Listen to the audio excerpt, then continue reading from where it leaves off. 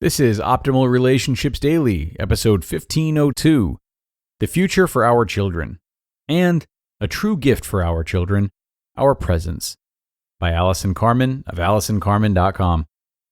Hello, everybody, and welcome back. My name is Greg Audino. I'm your host and narrator here on ORD, and ready once again to bring you some parenting content that can help you build stronger relationships with your kids. We're going to be double dipping today, as I have two short posts from Allison Carmen, both wonderful, both compact. So let's dive right into them and get this episode underway as we optimize your life. The Future for Our Children, by Allison Carmen of AllisonCarmen.com. My daughter often comes to me and asks, "What's going to happen?" She asks, "Is global warming going to destroy the earth? Will there be enough food and water to feed all the children around the world? Will there ever be peace on earth?" And so on and so on. What do we tell our children? We know the problems they inherit are the problems they will need to solve. How will they approach these problems if we present them with doom and gloom explanations? But how will they approach these problems if we don't tell them the truth? When dealing with my children, I always try to stick to the philosophy of maybe. The philosophy of maybe simply states that for every given situation we face, there are numerous possibilities of resolution, and within those possibilities exists a hope that it could be good or it could get better. Imagine how much stress and emotional pain our children could avoid by learning to just say maybe to uncertain situations in their lives. We cannot know for certain how a situation will resolve, and even when it does resolve, we cannot know if it is indeed a final outcome. Everything is always changing. What seems difficult and unexpected at one moment can lead to something truly amazing in the next. Or sometimes a very difficult situation improves, or we just adjust to what life has presented to us and we find new possibilities. The reason the philosophy of maybe is so effective is that it continuously offers children more than one possibility that is causing them stress and keeping them up at night. Maybe is a constant reminder to our children that there is hope in the unknown, even if they don't know all the answers in the moment. Over time, children come to understand that they have a choice. They can sit in the uncertainty with fear, anxiety, or total despair, or they can realize that there may be a way out, a way forward, or another way to look at what is before them. And even if a child's fears do become reality, as fears sometimes do, maybe will help them see that the next moment brings a chance for something new once again.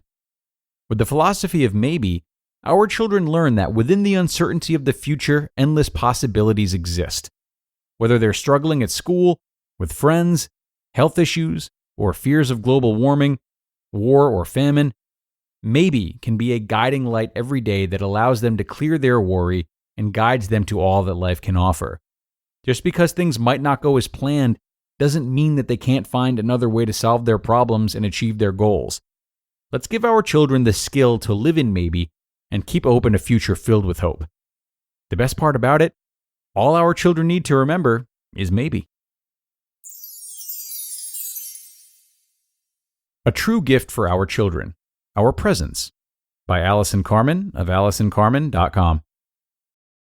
I am sure that every person listening to this post loves their children. But if we asked our children if they truly feel loved by us, what would they say? There's a decent chance some would say, "Sure, he or she loves me, but," and then add some qualifier that indicates that they are not fully satisfied. Now we can get our backs up and start listing all the things that we do, buy, and arrange for our children every day to show our love. Or we can stop.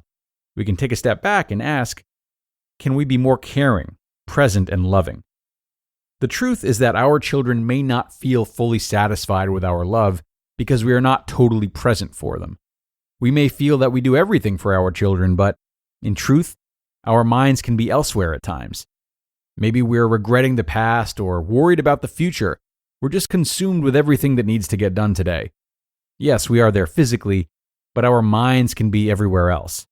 If our minds are not present, our children might not always feel the depth of our love. They might not feel understood, and our love may not be filling them with joy.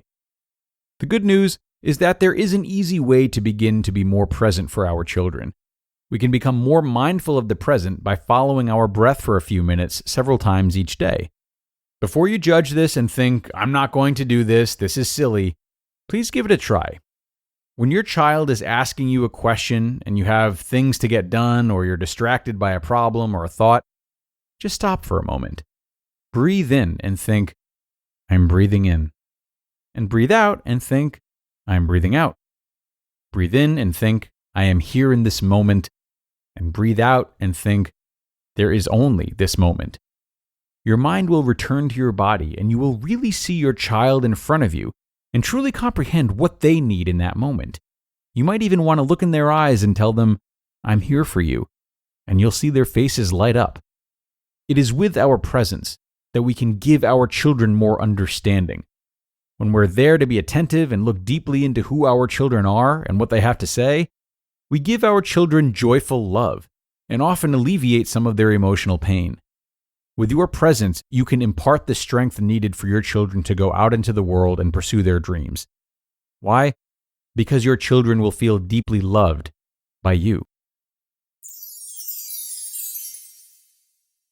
You just listened to the posts titled, The Future for Our Children and A True Gift for Our Children, Our Presence, both by Allison Carmen of AllisonCarmen.com. And there we have it, a couple of great posts from Allison, which we thank her for. Now, one thing I really like about her philosophy of maybe that she referenced in her first post is that it lends itself to a lot of different parenting styles.